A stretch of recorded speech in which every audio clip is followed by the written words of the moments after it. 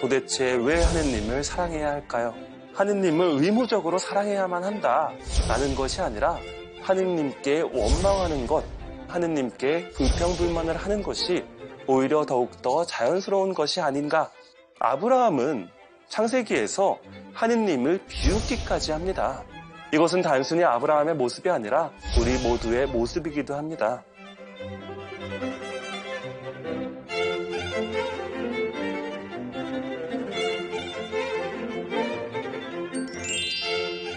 안녕하세요. 2024년 평화방송 사순제 1주 특강을 맡은 방종우 야고보 신부입니다. 네, 강의를 시작하기에 앞서 시작기도로 주님의 기도 바치겠습니다. 성부와 성자와 성령의 이름으로 아멘. 하늘에 계신 우리 아버지, 아버지의 이름이 거룩히 빛나시며 아버지의 나라가 오시며 아버지의 뜻이 하늘에서와 같이 땅에서도 이루어지소서. 오늘 저희에게 일용할 양식을 주시고 저희에게 잘못한 일을 저희가 용서하오니 저희 죄를 용서하시고 저희를 유혹에 빠지지 않게 하시고 악에서 구하소서. 아멘. 성부와 성자와 성령의 이름으로 아멘. 네, 오늘 사순제 1주 특강 제목은 하느님을 사랑할 의무라는 제목으로 준비했습니다. 우리는 하느님을 사랑해야 한다라는 가르침을 자주 교회에서 듣게 됩니다. 하느님을 사랑해야 한다. 그렇다면 도대체 왜 하느님을 사랑해야 할까요? 하느님께서는 전지전능하신 분이시기 때문에, 혹은 하느님은 우리를 사랑하시는 분이기 때문에 여러 가지 이유가 있을 수 있겠지만 그것에 대한 당위성을 우리의 삶 안에서 찾기란 참으로 어려운 일입니다. 때로 하느님께서는 눈에 보이지 않기도 하시고 때로는 우리의 기도를 들어주시지 않는 것 같기도 하기 때문입니다. 그럼에도 불구하고 하느님을 사랑해야 한다라면 도대체 왜 그런 걸까요? 그것을 오늘 한번 답을 찾아가는 시간을 갖도록 하겠습니다.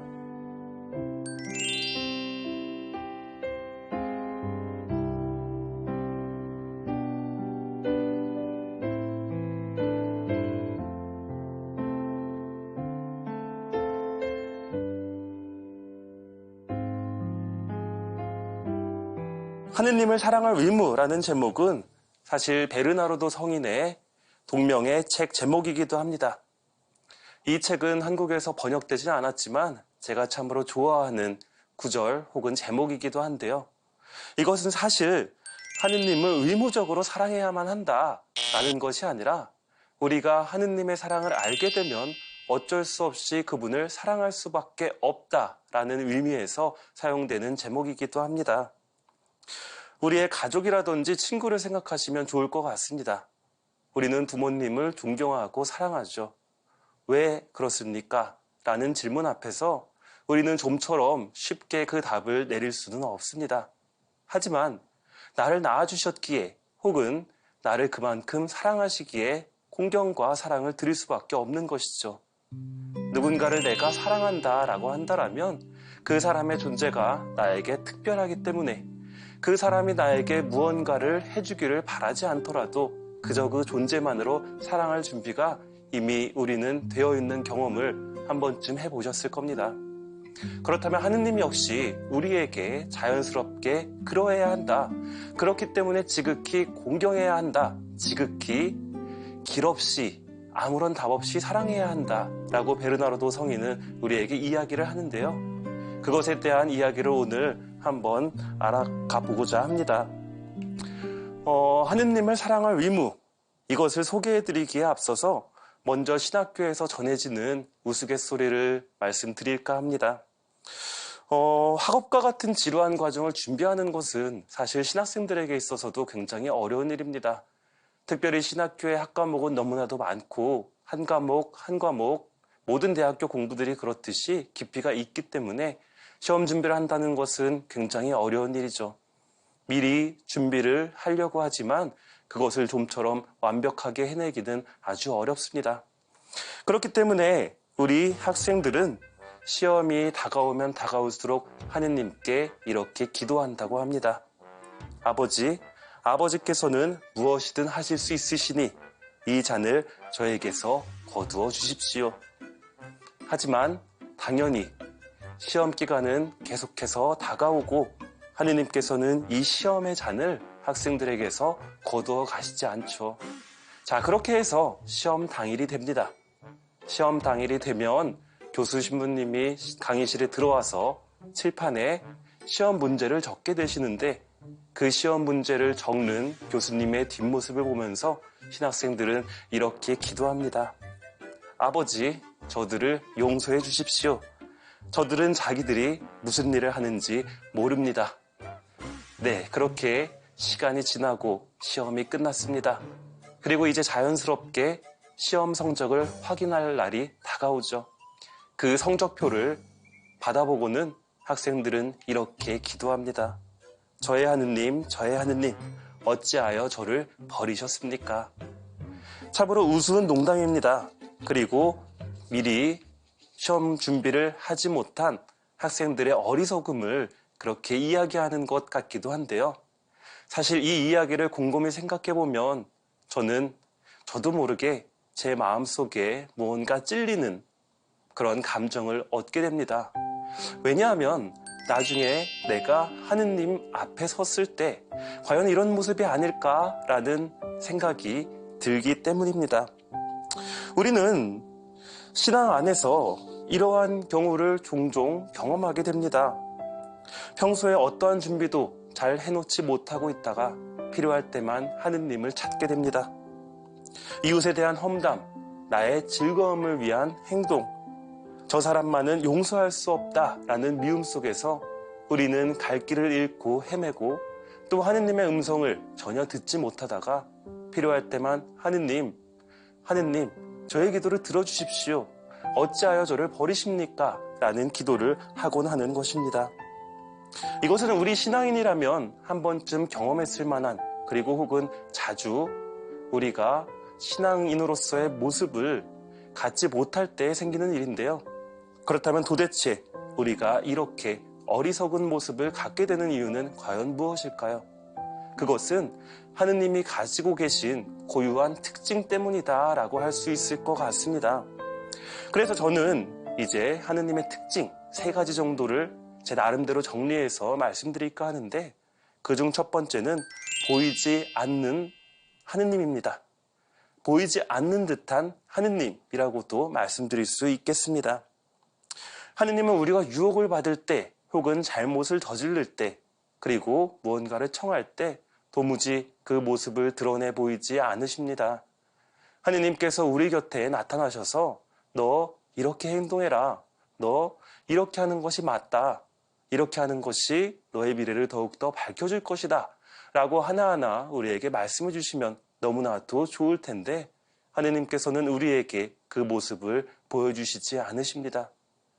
특별히 어려운 일을 겪고 있을 때 우리는 하느님께 도움을 요청하지만 하느님께서는 좀처럼 모습을 나타내지 않으시는 듯한 모습을 보입니다.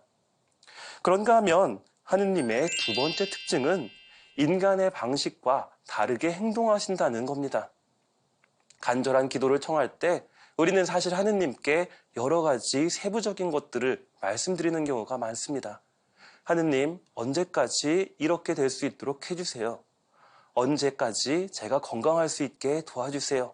혹은 제가 어떤 학교에 합격할 수 있게 도와주세요. 제 자녀가 어떤 길을 걸어갈 수 있도록 도와주세요. 우리는 하느님께 굉장히 구체적인 답안지까지 말씀드리면서 요청을 하지만 하느님께서는 그것을 굳이 곧대로 들어주시는 경우가 어떤 경우에는 있을 수 있지만 그렇지 않은 경우도 많다라는 것을 우리는 잘 알고 있습니다. 사실 모든 인간은 지름길을 가길 원하고 더욱더 편한 길을, 그리고 혹은 효율적인 길을 찾게 되길 바라는 것 같습니다. 그래서 즉각적인 답을 하느님께 요구하지만 하느님께서는 그것을 그대로 들어주시지 않는 경우가 많다는 것이죠.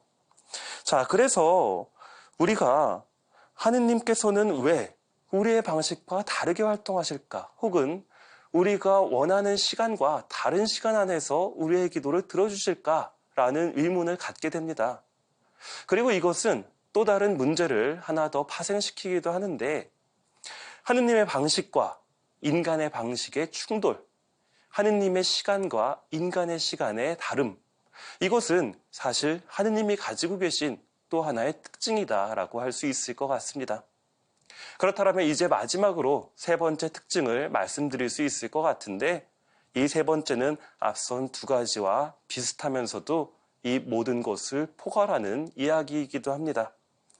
하느님의 세 번째 특징은 때로는 가혹한 현실 안에 우리를 둔다라는 겁니다. 때로는 가혹한 현실을 방치하시는 듯한 하느님, 이것이 하느님의 세 번째 특징이다라고 할 수 있을 것 같은데요. 무엇보다 죽음이라는 현실 앞에서 우리는 이러한 가혹함을 많이 느끼게 됩니다. 주변에 있는 이들의 아픔 혹은 병마 그리고 죽음, 이 앞에서 인간의 한계는 걷잡을 수 없을 만큼 커다란 고통과 아픔을 가져다 주죠. 그런가 하면 또 다른 현실들도 있습니다. 세상을 떵떵거리면서 잘 살아가는 사람들이 부정직하게 살아감에도 불구하고 더욱더 많은 것을 누리는 것을 보게 되는가 하면 겸손하고 가난한 이들이 오히려 고통받고 핍박받는 경우 또한 우리가 마주보게 된다라는 겁니다. 하느님께서는 이렇게 우리 인간에게 가혹한 현실을 남겨주셨다라는 생각이 들 수밖에 없는 것이죠. 이러한 하느님의 특징을 생각해보면 하느님을 사랑하기보다는 하느님께 원망하는 것 혹은 하느님께 불평불만을 하는 것이 오히려 더욱더 자연스러운 것이 아닌가라는 생각이 들게 되는 것입니다. 이러한 하느님의 세 가지 특징 앞에서 우리는 이러한 질문을 갖게 되는 겁니다. 그럼에도 불구하고 왜 하느님을 사랑해야 하는가? 하느님을 사랑한다는 것은 과연 무엇인가? 이러한 답을 드리기 위해서 오늘 특강의 주제를 하느님을 사랑할 의무라고 잡게 된 것입니다.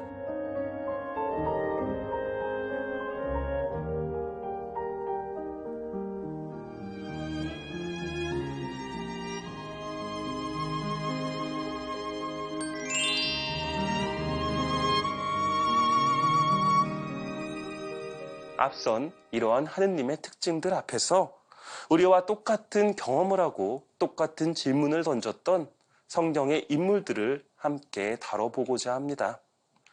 그 대표적인 인물로 먼저 아브라함이라는 인물을 초대해 보았습니다.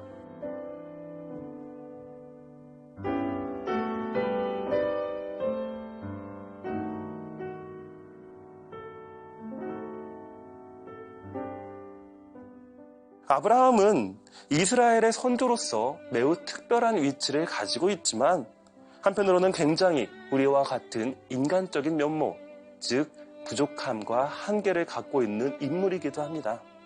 아내 사라이를 이용해서 자신의 이익을 취하려 하기도 하고, 그리고 여러 가지 비겁한 모습과 하느님을 원망하는 모습을 갖고 있죠. 그래서 아브라함의 가장 인간적인 면모 몇 가지만 한번 살펴보도록 하겠습니다. 일단 아브라함은 기도를 들어주시지 않는 하느님에 대한 원망을 하는 장면을 우리는 창세기에서 마주하게 됩니다. 창세기 15장 2절에서 3절까지가 바로 이 내용인데요. 일단 하느님께서 아브라함에게 축복을 전해주시는 말씀을 하십니다. 아브라함아, 두려워하지 마라. 나는 너의 방패다. 너는 매우 큰 상을 받을 것이다 라며 하느님께서는 아브라함에게 축복해 주시는데요. 이러한 하느님의 따뜻한 축복 앞에서 오히려 아브라함은 원망을 하게 됩니다.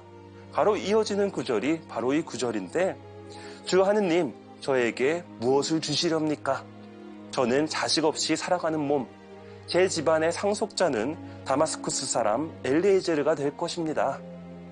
그리고 아브라함이 다시 아뢰기를, 저를 보십시오. 당신께서 자식을 주지 않으셔서 제 집의 종이 저를 상속하게 되었습니다. 라고 이야기를 합니다. 한마디로 하느님께서 자신에게 자식을 주지 않는 것에 대해서 원망을 하고 있는 것인데요. 축복해 주시는 하느님의 말씀 앞에서 하게 되는 인간의 불만, 이것은 단순히 아브라함의 모습이 아니라 우리 모두의 모습이기도 합니다. 우리는 기도를 하며 혹은 미사를 드리며 심지어 성체성사를 통해 예수님의 몸을 모시며 여러 가지 축복의 말씀을 전해 듣게 됩니다. 어려운 현실들 앞에서 우리는 하느님의 뜻에 고개를 갸우뚱하기도 하죠. 이것이 바로 창세기 15장의 아브라함의 모습입니다. 그리고 이것은 보이지 않는 하느님에 대한 원망이라고도 할 수 있겠죠. 물론 아브라함은 하느님의 목소리를 직접 듣고 축복을 받기는 했지만 우리 역시 하느님의 축복을 성사를 통해서 받고 있습니다. 그럼에도 불구하고 여러 가지 내 뜻을 들어주지 않는 하느님에 대한 원망을 우리는 종종 하게 되는 것이죠. 이것이 아브라함의 인간적 면모라고 볼 수 있을 것 같습니다. 자, 두 번째는 아브라함은 창세기에서 하느님을 비웃기까지 합니다. 자, 이것은 마침내 그토록 원했던 아들을 하느님께서 주시겠다라고 하시는 말씀에서 비롯되는 것인데요. 일단 창세기 16장의 마지막 절, 즉 16장 16절을 보면 아브라함의 나이가 86이라고 나옵니다. 자, 그리고 13년이 지나서 창세기 17장 1절이 시작이 되는데 여기에서 하느님이 13년이 지나서야 아브라함에게 아들을 주겠다라고 말씀하십니다. 그러자 아브라함이 얼굴을 땅에 대고 엎드려 웃으면서 마음속으로 이렇게 생각했다고 창세기 17장 17절은 이야기합니다. 나이 100살이 된 자에게서 아이가 태어난다고? 그리고 90살이 된 사라가 아이를 낳을 수 있단 말인가? 라고 비웃는 것입니다. 내가 그토록 원했던 시기가 있었는데, 그리고 그때는 내가 지금보다 훨씬 젊었는데, 그때는 내 기도를 들어주시지 않고 이제서야 기도를 들어주신다니. 그런데 생각해보니 내가 나이가 100살이나 먹었는데 과연 아이가 생길 수 있단 말인가? 라고 하면서 하느님을 의심하고 비웃는 행동을 하게 되는 겁니다. 바로 여기서 앞서 말씀드린 하느님의 특징, 두 번째 특징이 드러나게 되죠. 인간의 방식과 인간의 시간과 다르게 활동하시는 하느님의 모습이 드러납니다. 자, 이렇게 아브라함은 여러 가지 부족한 인간의 면모를 보이고 있지만 그럼에도 불구하고 인간을 구원으로 이끄시는 하느님의 모습이 아브라함의 삶을 통해서 드러나게 됩니다. 그리고 하느님의 약속, 아들을 보내주겠다라는 약속은 마침내 실현이 되지요. 하지만 그 아들로 인해서 하느님의 세 번째 특징이 또한 드러나게 됩니다. 가혹한 현실을 인간에게 안겨주는 하느님의 모습이 드러나게 되는 것이죠. 그것이 뭐냐 하면 갑자기 하느님께서 아브라함에게 말씀하십니다.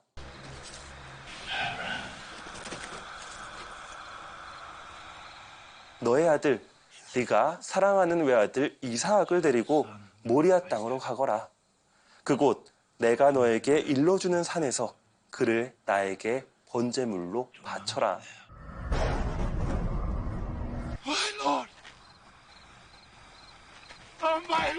참으로 가혹합니다. 이럴 거면 차라리 아들 이삭을 주시지 말지 라는 생각이 아마 아브라함의 마음속에 생겼을지도 모르겠습니다.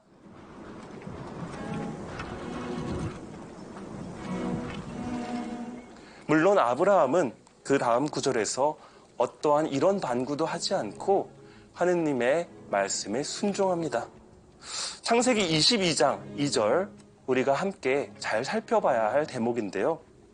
아브라함은 아침 일찍 일어나 나귀의 안장을 얹고 두 하인과 아들 이삭을 데리고서는 번제물을 살 장작을 팬 뒤 하느님께서 자기에게 말씀하신 곳 즉 모리아 땅으로 길을 떠나게 됩니다.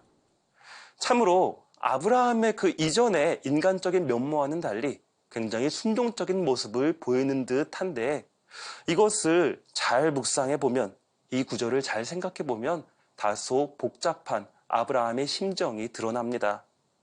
일단 아브라함이 아침 일찍 일어나서 나귀에 안장을 얹었다라고 되어 있는데 자, 이것은 참으로 이해합니다. 안장을 먼저 얹고 그 다음에 장작을 패는 모습, 이것은 통상적인 인간의 준비 행동에 맞지 않는다라고 할 수 있습니다. 장작을 다 패고 모든 준비를 한 뒤 나귀에 안장을 얹는 것이 당연한데 먼저 나귀에 안장을 얹었다 이것은 아브라함의 복잡한 심정이 잘 드러나는 대목이다라고 할 수 있습니다. 그리고 이 안장이 수상한 이유는 당시 이스라엘의 초기 문화에서는 길을 떠날 때 그리고 하느님께 번제물을 바치러 떠날 때 나귀를 끌지 않고 사흘을 걸어가는 것이 통상적인 행동이었습니다. 자, 그리고 실제로 그 이후의 구절들을 보면 사흘 후에 아브라함과 이삭이 모리아 땅에 이르렀다라고 되어 있는데 결국에는 충분히 걸어갈 수 있는 거리를 나귀를 데리고 갔다라는 겁니다. 결국 이것을 우리가 좀 더 생각을 해보면 겉으로는 하느님의 말씀에 순명하는 듯 보이지만 여러모로 가슴 아프고 복잡한 심정이었던 아브라함의 아픔이 드러난다라는 겁니다. 문학적인 상상력을 조금 더 떠올려 보면 안장에 아들 이삭을 태우고서는 나귀야 제발 내 아들을 데리고 어디로든 도망쳐 주렴 이라고 아마 생각했을지도 모르겠습니다. 자, 이렇게 아브라함의 고뇌 그리고 내적인 갈등은 있었고 가슴이 아프기도 했겠지만 그럼에도 불구하고 아브라함은 이미 이삭이라는 기적 같은 아들을 가지고 있었고 하느님이 어떠한 분인지 이미 알고 있는 사람이었습니다. 그렇기 때문에 아브라함은 기꺼이 하느님의 말씀을 듣고 가슴 아픈 심정임에도 불구하고 아들 이삭을 하느님께 바치고자 하게 되는 겁니다.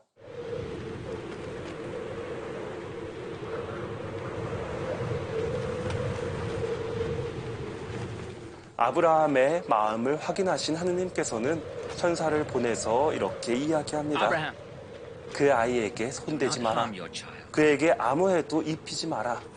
네가 너의 아들, 너의 외아들까지 나를 위하여 아끼지 않았으니 네가 하느님을 경외하는 줄을 이제 내가 알았다.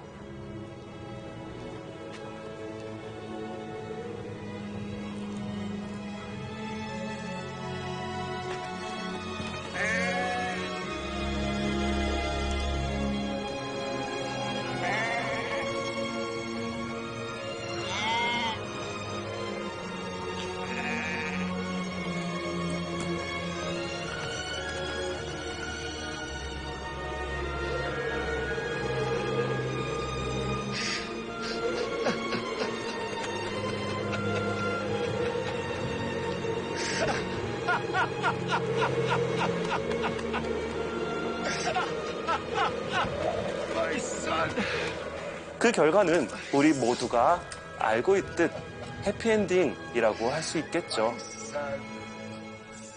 자, 이것은 단순히 하느님의 어떠한 시험의 결과를 이야기하는 것이 아니라 인간을 향한 하느님의 의중을 정확히 드러내는 대목입니다.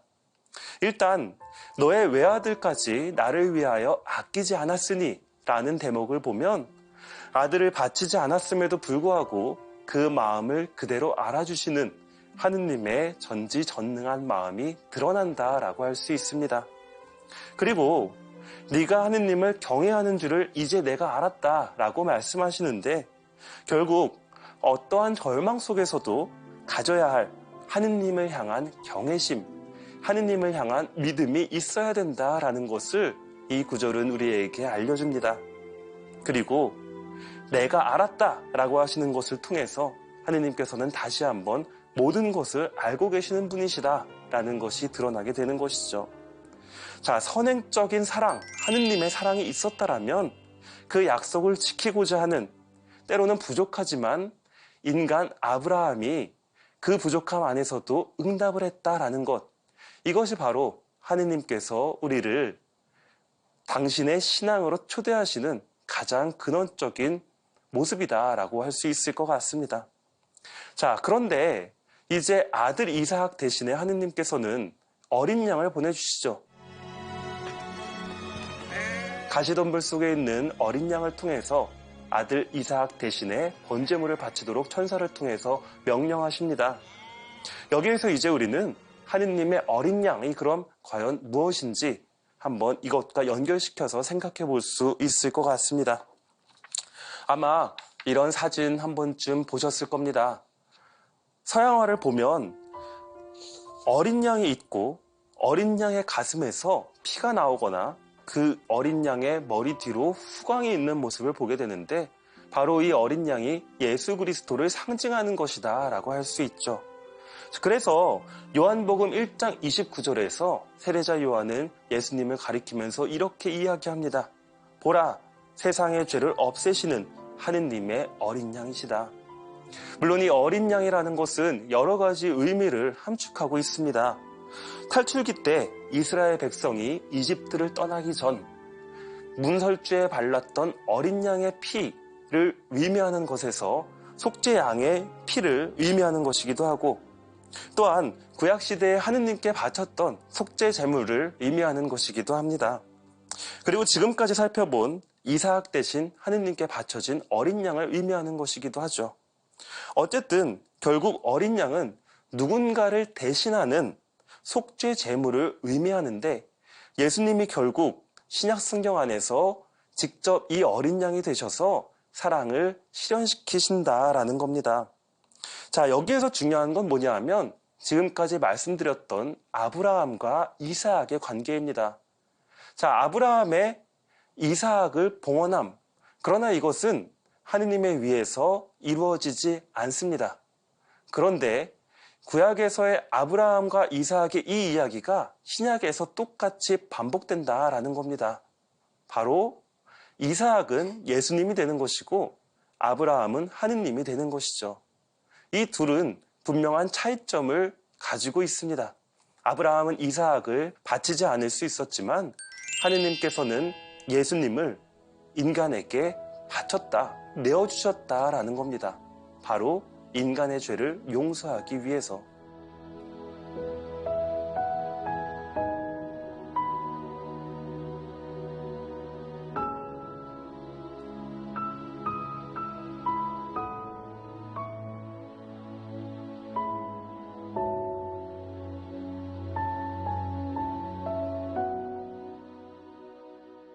이것은 결국 아브라함의 아픈 심정을 모두 알고 계시는 하느님의 마음이 예수 그리스도를 통해서 똑같이 주어지고 그것이 희생되었다라는 것을 결국 의미한다라고 볼 수 있을 겁니다.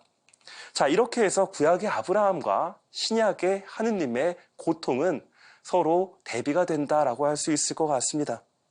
인간의 가혹한 현실과 아픔, 죄의 고통을 직접 느끼시고 모든 것을 알고 계시는 하느님께서 당신의 전부인 외아들을 내어주셨다라는 것. 결국 아브라함과 이삭의 이야기는 신약의 하느님과 예수님의 관계 안에서 실현됨으로써 그 사랑의 절정을 보여준다라고 할 수 있습니다. 그런데 그렇다면 하느님의 사랑의 목적은 과연 무엇일까요? 하느님께서는 왜 이토록 인간을 사랑하셨을까요? 라는 질문이 파생됩니다. 이것을 이해하기 위해서 우리는 탈출기의 인물 모세를 한번 살펴보도록 하겠습니다.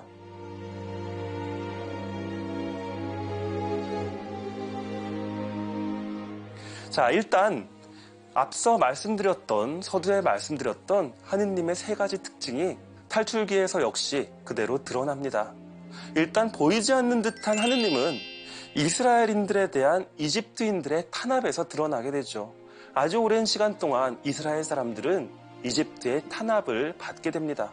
그리고 여러 가지 노동을 하게 됨으로써 고통에 울부짖게 됩니다. 이 시간 동안 아마 이스라엘 사람들에게는 하느님이 보이지 않는 듯 했을 겁니다. 자, 그런가 하면 인간과 다르게 행동하시는 하느님이 탈출기에서 역시 드러나는데, 이것은 모세가 하느님께 계명을 받기 위해 시나이 산에 올라갔을 때 이제 보다 더 구체적으로 드러납니다. 모세가 보이지 않자, 그리고 하느님의 뜻이 더 이상 그들에게 느껴지지 않자 이스라엘 사람들은 아론을 꼬드겨서 금송아지 즉 우상신을 만들게 되죠. 이것은 결국 하느님이 보이지 않을 때 내가 원하는 것이 무엇인지를 인간이 착각하게 되는 어떠한 현실을 보여준다라고 할 수 있을 것 같은데, 우리 역시 마찬가지일 것 같습니다. 하느님이 사랑이 때로 느껴지지 않을 때, 하느님이 눈에 보이지 않을 때 우리는 또 다른 개인적인 우상신을 각각 섬기게 되죠. 그것은 육체적 쾌락일 수도 있고 물질적인 즐거움일 수도 있고 여러 가지 죄악일 수도 있습니다. 자, 때로는 가혹한 현실을 방치하시는 듯한 하느님이 또 탈출기에도 여전히 드러나는데 바로 광야의 백성들의 목마름과 굶주림에서 이러한 하느님의 특징이 또한 드러납니다. 이집트의 압제에서 벗어나서 젖과 꿀이 흐르는 땅을 찾아 나섰지만 광야의 시간은 생각보다 길어집니다. 그러다 보니 목이 마르고 먹을 것이 없는데 그러한 백성들은 하느님을 원망하게 되는 것이죠. 이럴 거면 도대체 왜 이집트에서 데리고 나왔단 말이냐 하면서 말입니다. 자, 여기에서 이스라엘 백성들을 구원해내는 모세의 모습을 정리해보면 신약에서의 예수 그리스도의 모습과 굉장히 유사한 부분이 드러납니다. 첫 번째로 모세는 이스라엘 사람들을 이집트에서 끌고 나옴으로써 해방을 시키는데 예수 그리스도는 인간을 죄와 죽음으로부터 해방시키신다라는 겁니다.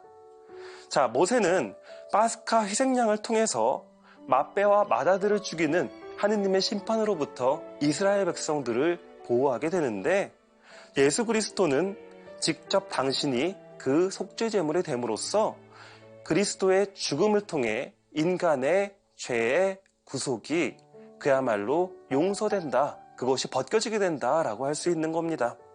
그런가 하면 모세는 광야에서의 만나와 물을 통해 하느님의 기적을 실현시킴으로써 이스라엘 백성에게 먹을 것과 마실 것을 제공하게 되죠.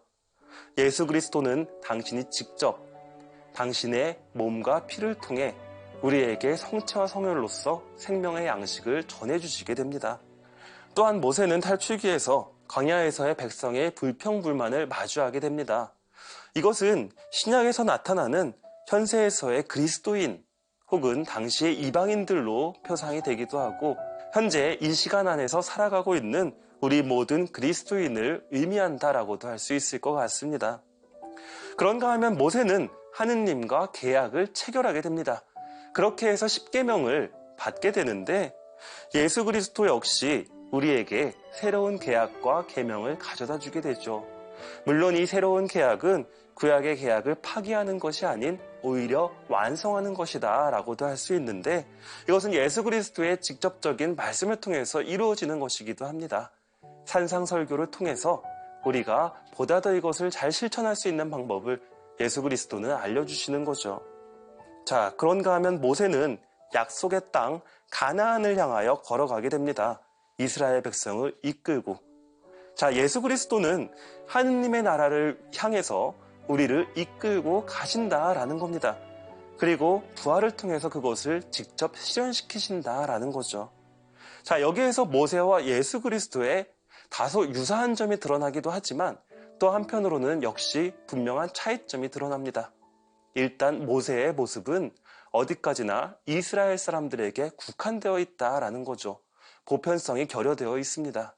하지만 하느님의 사랑은 이렇게 이스라엘 사람들을 통해서 시작이 되어 결국 이 세상 모든 이들에게 주어지는데 그것이 바로 예수 그리스도 안에서 실현이 된다라는 겁니다.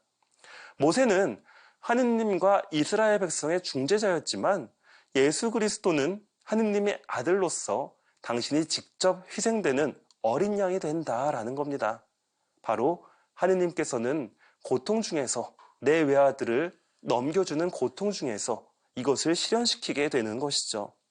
자, 바로 여기서 이제 하느님의 몇 가지 정의가 더욱더 드러나게 된다라고 할 수 있습니다. 결국 이것은 인간을 기꺼이 사랑하시고 인간을 위해 당신의 유일한 아들을 내어주시는 분이 바로 우리의 하느님이시다라는 것이죠. 두 번째로는 인간의 현실에 마음 아파하시며 동참하시는 분이시다라는 겁니다. 이것은 이제 신약 성경의 예수 그리스도를 통해서도 드러나게 되는데 가난한 이들 혹은 병든 이들을 보며 치근한 마음을 가지는 예수님의 모습, 이것을 통해서 인간과 똑같이 마음 아파하시고 그것을 함께 통탄하시는 하느님의 모습을 우리는 정리해 볼 수 있습니다. 그리고 외아들의 죽음을 통해서 성사가 제정된다. 고해 성사와 성체 성사, 그 밖에 다양한 성사들이 제정되게 되는데 이것은 결국에는 외아들의 죽음을 통해서 실현된다라고 한다면 하느님의 고통과 아픔이 여기에 동반이 되었다라고 할 수 있겠죠. 인간을 얼마나 사랑하시는지 우리는 이러한 정리를 통해서 한 번 더 마음속으로 깊이 체험하게 됩니다. 결국 우리와 언제까지나 함께 하신다라는 약속은 이러한 성사를 통해서 이루어진다라는 겁니다. 아브라함에게 아들 이삭을 주기 전에 먼저 축복을 내려주셨다라고 앞서 말씀을 드렸는데, 자, 그러한 축복들을 우리는 여전히 이 시대 안에서도 받아 모시고 있습니다. 죄를 지었을 때는 고해성사를 통해서 하느님의 사랑을 직접 체험하게 되고, 그리고 우리가 물의 세례를 통해서 다시금 태어나게 되기도 하고, 그리고 성체성사를 통해서 예수 그리스도의 몸을 직접 모시게 되는 아주 말로 표현할 수 없는 영광을 누리게 된다라는 것이죠. 이것은 단순히 하느님이 전지전능하신 분이시기 때문에 이루어지는 일들이다라고 하는 것이 아니라 인간을 너무나도 사랑하시기에 우리에게 주어진 굉장히 특별하고 아름다운 선물이다라고 할 수 있을 것 같습니다. 그렇다면 서두에 말씀드렸던 하느님의 세 가지 특징을 조금은 보충해야 될 것 같습니다. 즉, 제가 앞서 말씀드렸던 하느님의 특징은 어디까지나 우리가 한계를 느낄 때 오해하게 되는 하느님의 특징이다라고 할 수 있을 것 같고, 실제 하느님의 본래의 특징을 이렇게 정리해야 할 것 같습니다. 보이지 않는 듯한 하느님은 사실은 성사를 통해서 언제나 우리와 함께 하시는 하느님으로 대체됩니다. 하느님께서 우리의 눈에 막 모습을 보여주시고 이 길로 가라 저 길로 가라 이렇게 해라 저렇게 해라 라고 알려주신다면 얼마나 좋을까라고 앞서 말씀을 드렸었는데, 잘 깊이 생각해보면 사실 그것은 굉장히 부담스러운 일일 것 같습니다. 만약에 하느님께서 제 옆에 서셔서 이렇게 해라 저렇게 해라 라고 알려주신다면 처음에는 조금 편할진 모르겠지만 저는 아마도 하느님의 눈치를 계속 보게 될 것 같습니다. 이렇게 하면 하느님이 싫어하시지 않으실까? 이렇게 하면 혹시 나만 좋은 거 아닌가? 라고 생각하면서 계속해서 하느님의 눈치를 보고 하느님께 이것저것 계속해서 물어보게 될 것 같아요. 하느님, 이거 어떻게 하면 돼요? 제가 지금 어떻게 해야 돼요? 라는 질문들 말입니다. 물론 우리가 하느님의 사랑을 받기 위해서 하느님이 이렇게 하면 좋아하실까? 저렇게 하면 좋아하실까? 라고 개인적으로 계속해서 묵상하고 그 길을 찾는 것은 옳은 일이지만, 너무 하느님께 이거 어떻게 해야 돼요? 저거 어떻게 해야 돼요? 라고 묻게 된다면 그야말로 우리의 자유의지는 사라져버리게 되는 것이죠. 그렇기 때문에 탈출기에서 계속해서 함께 있어달라는 이스라엘 백성의 요청 앞에서 하느님께서는 내가 너희와 함께 있게 된다면 너희를 벌하게 될 것이다 라고 말씀하시면서 성막이라는 장소를 제공해 주시게 되죠. 하느님께서 거처하시는 곳, 그러나 직접 마주할 수는 없는 곳. 자, 이러한 것들처럼 하느님께서는 우리 인간의 자유를 지켜주심과 동시에 보이지 않지만 보이시는 하느님으로 성사를 통해서 남아 계신다라는 겁니다. 이것은 그야말로 우리와 언제나 함께 하시는 하느님의 사랑의 의지다라고 할 수 있겠죠. 자, 두 번째 하느님의 특징이라고 말씀을 드렸던 인간의 방식과 다르게 행동하시는 듯한 하느님은 결국 인간이 범접할 수 없는 전지전능한 하느님이 됩니다. 하느님께서는 우리의 기도를 어떠한 방식으로든 들어주시는 분이시다라는 것을 우리는 분명히 잘 기억할 필요가 있습니다. 인간의 방식과 다르게 행동하시는 하느님은 결국 일부러 인간이 원하는 방식을 피해서 다른 방식을 쓰시는 하느님이 아니라 인간의 방식보다 훨씬 더 좋은 방식으로, 그리고 훨씬 더 오랜 시간 안에서, 그리고 누군가의 어떠한 욕심이나 이러한 것들이 아닌 모든 사람들의 행복을 위해서 활동하시는 분이기에 우리가 감히 상상할 수 없는 방식으로 우리와 함께 활동하신다라는 것, 이것을 기억하시면 좋을 것 같습니다. 마지막으로 때로는 가혹한 현실을 방치하시는 듯한 하느님. 자, 이것은 결국 모든 것을 알고 계시며 모든 것을 함께 우리와 고통스러워 하시면서 당신의 모든 것을 내어주시는 하느님으로 대체될 것 같습니다. 가혹한 현실을 방치하시는 듯한 하느님은 우리를 모른 척 하시는 하느님이 아니라 그 안에서 함께 고통을 느끼시는 분이라는 것. 분명 아브라함이 이삭을 바치는 데 있어서 그 고통을 알고 계셨던 하느님이라면 우리 인간의 고통 역시도 모두 다 알고 계실 것이라는 겁니다. 그리고 그 고통을 당신의 외아들을 내어줌으로써 스스로 겪으셨다라고 한다면 우리를 위해서 함께 아파하심과 동시에 모든 것을 내어주시고 계신 하느님의 모습이 이 안에서 드러나게 된다라고 할 수 있겠죠. 자, 우리는 이렇게 하느님의 사랑을 많이 받는 사람들입니다. 자, 그렇다면 결국에는 우리는 하느님을 사랑할 수밖에 없다라는 것. 이것을 우리가 다시금 이 사순 시기를 맞이하면서 생각해야 할 것 같습니다. 이토록 당신의 모든 것을 내어주시는 하느님을 우리가 어찌 사랑하지 않을 수 있겠습니까? 그렇다면 이제 마지막으로 사순시기 의미에 대해서 말씀드리겠습니다. 사순시기는 전례를 통해서 우리에게 예수님의 시간을 펼쳐 보여주게 되는데요. 이 시기는 단순히 과거의 기억을 되살리는 것이 아닙니다. 아, 그때 그런 일이 있었지, 그러한 분이 우리에게 오셨지라고 추억하고 회상하는 것이 아니라 그야말로 구세주 예수 그리스도의 사건이 품고 있는 신비를 우리의 현재 안에 실현시키는 것이라는 겁니다. 그래서 현재가 되게 하는 신비라고도 우리가 이야기를 하게 되는데, 그렇기 때문에 사순시기의 모든 전례를 참여하게 되는 그리스도인들은 하느님 사랑의 절정인 구세사를 기념할 뿐만 아니라 이것을 다시금 체험하게 된다라는 겁니다. 그리고 우리에게 다가올 구원, 즉 죽음으로부터의 해방, 부활이라는 구원을 우리는 미리 맛보게 된다라는 것이죠. 자, 결국 이것은 죄와 죽음으로부터의 해방이라는 것, 이것이 바로 전례를 통해서 우리에게 보여주는 과연 실현되는 그 신비 그 자체이다라고 할 수 있을 것 같습니다. 공부하지 않고 좋은 성적을 바라는 학생의 어리석음에 대해서 다시 한번 생각해 봅시다.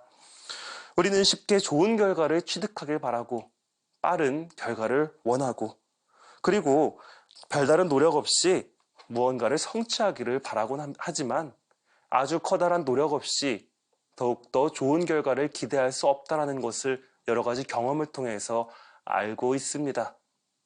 운동을 한 다음에 거기에서 얻어지는 성과들이 우리의 몸에 여러 가지 통증을 가져다 주기도 하지만 더욱더 좋은 건강을 가져다 주기도 하죠. 혹은 올림픽이라든지 월드컵에서 좋은 결과를 내는 선수들을 우리가 더욱더 존경하고 그들의 노력을 높이 사주는 건 그만큼 그들이 고생했기 때문이다 라고도 할 수 있을 것 같습니다. 그러나 하느님 앞에서 우리는 과연 어떻습니까? 별다른 노력 없이, 이웃을 사랑하려는 노력 없이, 하느님의 말씀에 귀 기울이고자 하는 그 시간에 투자 없이 때로는 하느님께 너무나도 많은 것을 바라고 있지는 않은지요. 물론 하느님께서는 우리의 여러 가지 부족함을 아시면서 또 우리의 기도를 다양한 방식으로 들어주시는 분이시지만 우리가 정말로 하느님을 기억하고 사랑한다라면 더욱더 그분의 말씀에 귀를 기울이고 사랑을 실천하고자 노력할 필요가 있을 것 같습니다. 이제 사순시기를 시작하면서 이러한 하느님의 사랑에 더욱더 감사드리면 좋겠습니다. 예수님의 고통, 하느님의 사랑, 이 모든 것이 우리의 마음속에 오래도록 남아있기 위해서는 우리의 노력 역시 필요하다는 것. 그렇기 때문에 이번 사순시기는 무엇보다 특별히 어떻게 하면 하느님을 더 사랑할 수 있을까? 하느님께 무엇을 내어드릴 수 있을까? 고민해보는 시간을 가져보셨으면 좋겠습니다. 바로 그 순간 하느님께서는 환하게 웃으시면서 그리고 아들 외아들을 내어주시는 고통 중에서도 힘을 받으시면서 우리에게 너의 마음을 이제 내가 알겠다라고 말씀하실 겁니다. 하느님을 사랑해야만 하는 이유는 그분이 모든 것을 아시기 때문입니다. 그리고 우리의 가혹하고 힘든 현실을 알고 계시기 때문입니다. 그리고 전지전능한 모습으로 우리를 이끌어 주실 분이시기 때문이라는 것, 이것을 기억하시면서 하느님을 사랑할 의무, 이 마음을 다시 한번 가지시면 좋겠습니다.